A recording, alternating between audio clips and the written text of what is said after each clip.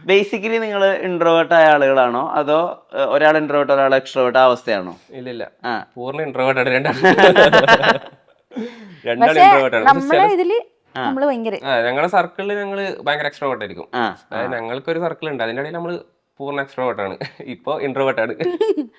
എപ്പോൾ തൊട്ട് ഇങ്ങനത്തെ കോമഡികൾ ചെയ്യാം, അതായത് ഡബിൾ മീനിങ് കോമഡിയാണ് അത് ചെയ്യാം.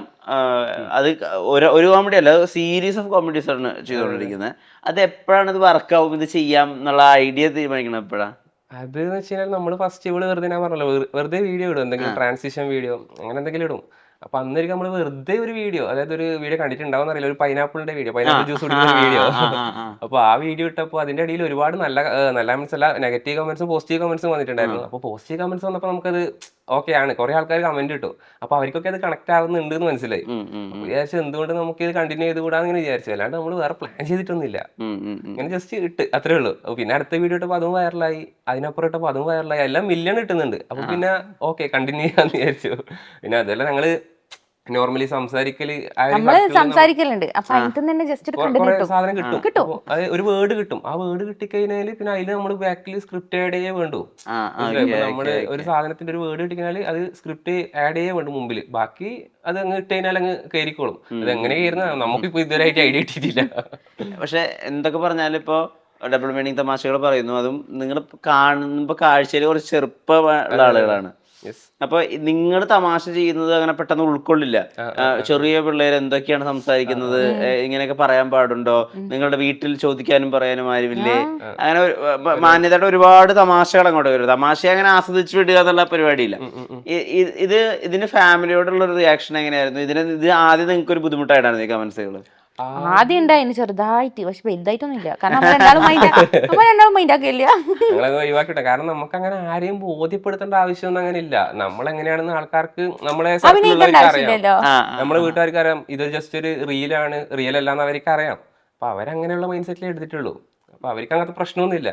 ഇങ്ങനെ ആൾക്കാർ പ്രശ്നം ഉണ്ടാക്കാൻ ശ്രമിച്ചിന് കുറെ, എങ്കിൽ നമ്മളതൊന്നും കാര്യമാക്കിയില്ല. നമ്മളെ ഫാമിലിക്ക് നമ്മളെ നല്ലോണം അറിയാം. അതുകൊണ്ട് പിന്നെ പ്രശ്നമൊന്നും ഉണ്ടായില്ല അല്ലേ.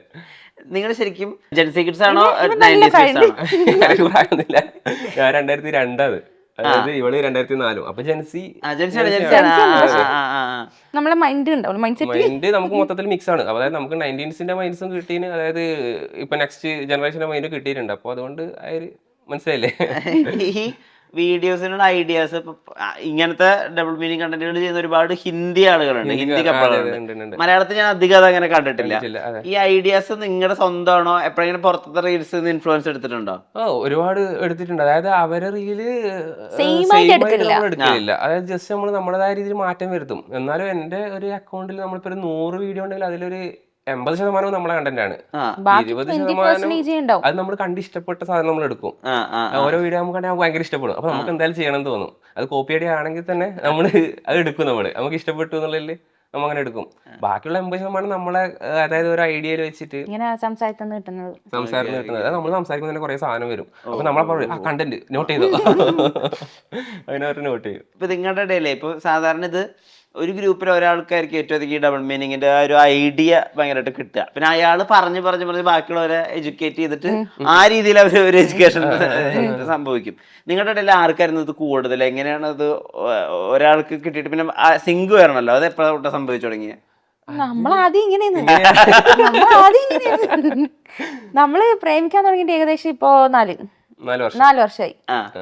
കണ്ടപ്പോ നമ്മള് നമ്മള് അങ്ങനെ ഒരു മൈൻഡാണ്, നമ്മുടെ രണ്ടാളും ഒരു സെയിം മൈൻഡാണെന്ന് കണ്ടോണ്ടാണ് നമ്മള് ഓക്കെ റിലേഷൻ മുമ്പോട്ട് കൊണ്ടുപോകാന്ന് വിചാരിച്ചത്. ജസ്റ്റ് ഒരു ഫ്രണ്ട്സ് എന്നുള്ള ലെവലിൽ മെസ്സേജ് തുടങ്ങിയതാ.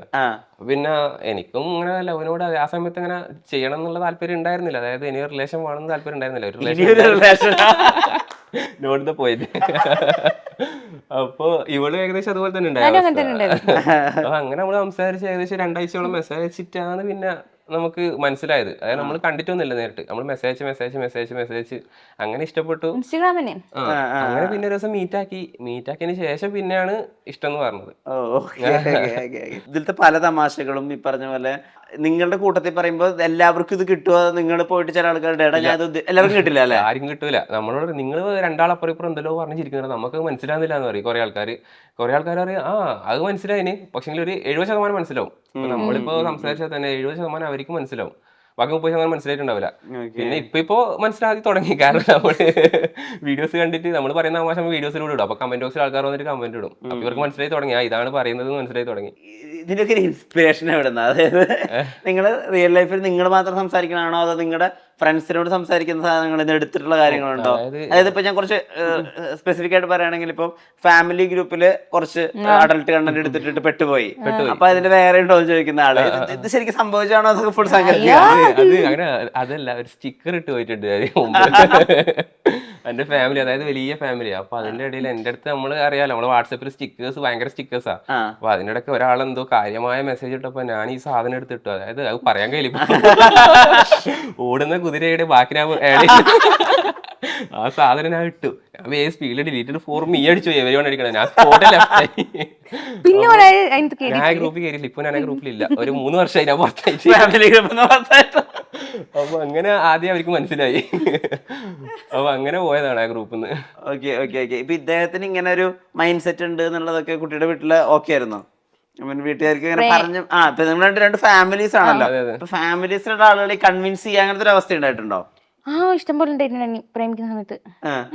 പ്രശ്നങ്ങൾ നോർമലാണ്, അത് നമ്മൾ തരണം ചെയ്തു. എന്താ നിങ്ങളുടെ കരിയർ? നിങ്ങൾ ഫുൾ ടൈം കോണ്ടന്റ് ക്രിയേറ്റേഴ്സ് ആണോ? നിങ്ങൾ ആരാ? നിങ്ങൾ എന്താ ഒന്ന് വിവരിക്കാവോ? പെട്ടെന്ന് ഒരു ദിവസം ഇങ്ങനെ വന്ന് വീഡിയോ ഇടാൻ തുടങ്ങിയതാണ്. അതായത് ഞാന് ശരിക്കും പറഞ്ഞാല് പഠിച്ചിട്ട് UAE വർക്ക് ചെയ്തുകൊണ്ടിരിക്കുന്നതാണ്. അതായത് ഫിറ്റ്നസ് ട്രെയിനറാണ് ഞാൻ മുമ്പ്. അപ്പൊ അങ്ങനെ വർക്ക് ചെയ്തുകൊണ്ടിരിക്കുന്ന ആളാണ്. ഞാൻ നമ്മള് കല്യാണം കഴിക്കാൻ വേണ്ടിയിട്ടാണ് ഞാൻ നാട്ടിലേക്ക് വന്നത്. അങ്ങനെ വന്നപ്പോ ഇവിടെ ഓൾറെഡി ഞാൻ പറഞ്ഞല്ലോ റീൽ ഇടലുണ്ട്, ട്രാൻസിഷൻ വീഡിയോസ്. പക്ഷെ വല്ല റീച്ച് ഒന്നും അല്ല. അപ്പൊ ഞാൻ ഇവിടെ വന്നപ്പോ പറഞ്ഞു നമുക്ക് 1 മാസം 2 മാസം ഞാൻ നാട്ടിലുണ്ടാകുന്ന സമയത്ത് നമുക്ക് വെറുതെ ഒന്നിച്ച് വീഡിയോസ് ഇടാം. അത് ഞങ്ങൾ ജിമ്മിന്റെ വീഡിയോസ് ഇടാൻ ഞാൻ പറഞ്ഞത്. ആ സമയത്ത് അത്യാവശ്യം ഞാൻ ഇങ്ങനെ ജിമ്മൊക്കെ വർക്കൗട്ട് ഒക്കെ ചെയ്യുന്ന സമയം. അപ്പൊ അങ്ങനെ അതിന് മുമ്പായിട്ട് നമ്മൾ വെറുതെ ഒരു വീഡിയോ ഇട്ടതാ ജസ്റ്റ്. അതായത് ഒന്നുമില്ല, ഒരു വീഡിയോ, ഒരു പൈനാപ്പിൾ ജ്യൂസിന്റെ വീഡിയോ ഞങ്ങൾ ജസ്റ്റ് ഇട്ടതാ. അതാണ് ഫസ്റ്റ് വീഡിയോ നമ്മൾ വൈറലാകുന്നത്.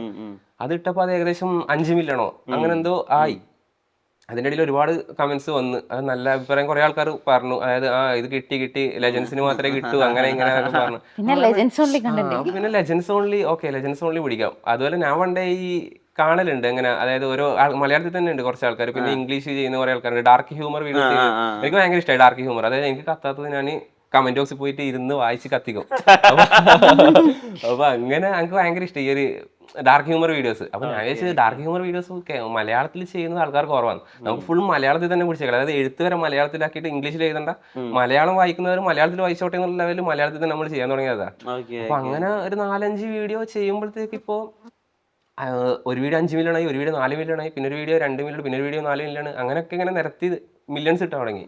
അപ്പൊ നമ്മള് ഓക്കെ, ആൾക്കാർക്ക് ഓക്കെ ആണ്. അതായത് ഒരു 100 കമന്റിൽ ഒരു 70 എണ്ണം നെഗറ്റീവ് ആണെങ്കിൽ 30 ആൾക്കാർക്ക് ഓക്കെ ആണത്. ഓക്കെ, അപ്പൊ നമ്മൾ വിചാരിച്ചു ഓക്കെ 30 പേർക്ക് വേണ്ടി വീഡിയോ ചെയ്യാം, ഫോളോ ചെയ്യുന്ന നമുക്ക് ഏകദേശം നമ്മൾ ഇടുന്ന ഡാഷ്ബോർഡ് ഒക്കെ ഏകദേശം 99 മില്യൺ ഒക്കെ ആയിട്ടുണ്ടായിരുന്നു. ഫോളോവേഴ്സ് ഇവർക്ക് 15K 14K ആ ലെവൽ. ഇപ്പോഴാണ് ആൾക്കാർ ഫോളോ ചെയ്ത് തുടങ്ങിയത്. അതായത് ഇപ്പൊ എല്ലാവരും നല്ല ഒരു അഭിപ്രായമാണ് കമന്റ് ബോക്സിൽ കാണുന്നത്. ഇപ്പൊ ഈ അടുത്ത ലാസ്റ്റ് ഇപ്പൊ 2 മാസമായിട്ട് നല്ലൊരു അഭിപ്രായമാണ്. അപ്പൊ ഫോളോവേഴ്സും കയറി. ആൾക്കാർ എങ്ങനെയാണ് പ്രതികരിക്കുന്നത് അതിനനുസരിച്ച് ഫോളോവേഴ്സ് കയറും എന്നൊക്കെ മനസ്സിലായി നമുക്ക്. ആൾക്കാർക്ക് ലൈക്ക്, അതായത് കമന്റിൽ നല്ലത് പറഞ്ഞിട്ടുണ്ടോ അതിന് ആ ദിവസം 100, 200, 300 ഫോളോവേഴ്സ് ഇങ്ങനെ വന്നുകൊണ്ടിരിക്കും.